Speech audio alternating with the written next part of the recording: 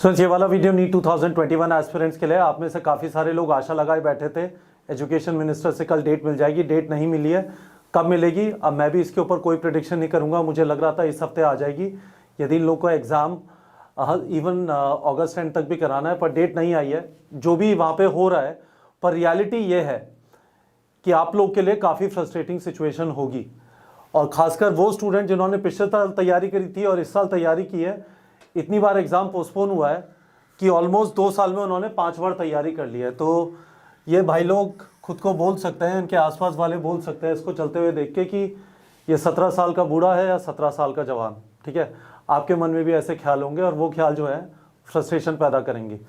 मैं आपको ये बोलना चाहता हूँ कि ये जो नॉन स्टॉप प्रेपरेशन है, क्योंकि आपके सामने एक डेट नहीं है, गोल पोस्ट फिक्स नहीं है, इस सब चीज़ के बावजूद भी क्या आप अफोर्ड करना चाहते हैं, अफोर्ड कर सकते हैं फ्रस्ट्रेट होना?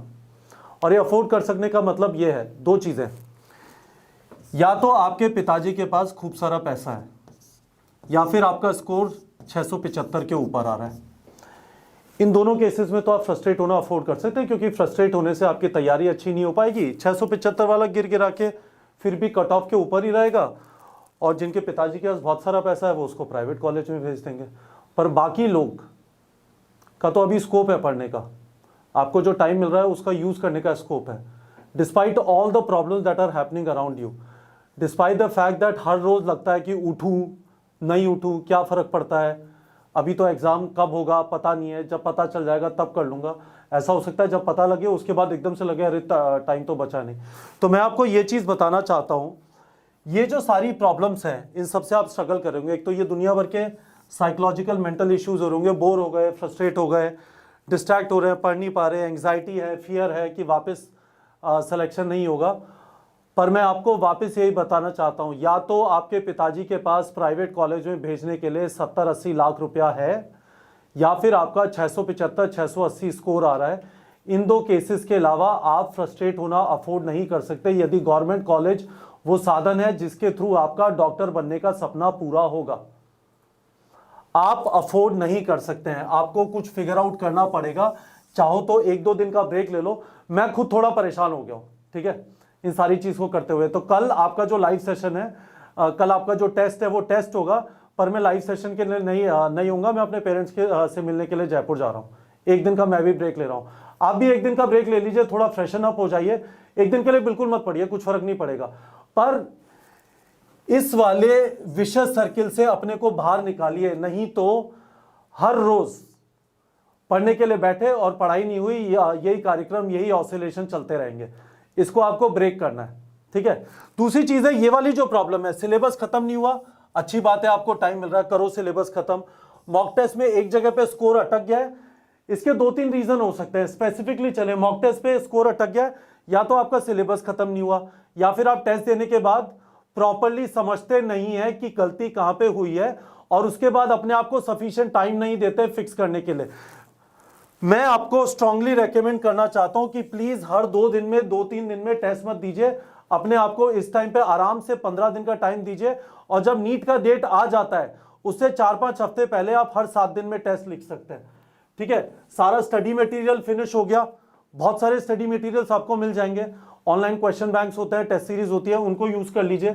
और सिली मिस्टेक हो रही है, तो इसका तो रीजन ये है कि या तो आप अपना टाइम प्रॉपर्ली मैनेज नहीं करते हैं, बायो केमिस्ट्री फिजिक्स के बीच में 50 मिनट 70 मिनट, या फिर सिली मिस्टेक है नहीं, एक्चुअली कंसेप्चुअल मिस्टेक है।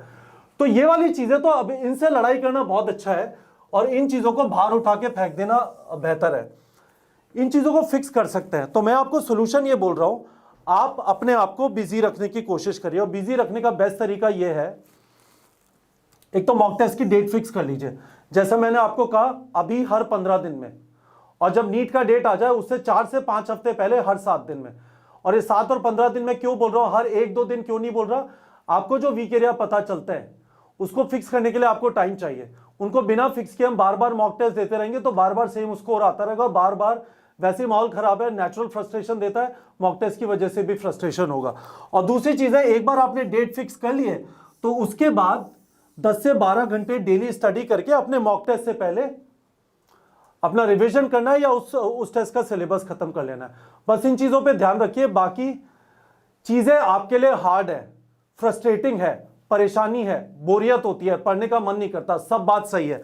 पर यदि आपके पिताजी के पास 70 लाख रुपया, 80 लाख रुपया नहीं है आपको प्राइवेट कॉलेज में भेजने के लिए, या फिर आप इस वाले स्कोर पे नहीं बैठे हुए, आपको इस समय पे टाइम वेस्ट नहीं करना खुद को फ्रस्ट्रेट करके।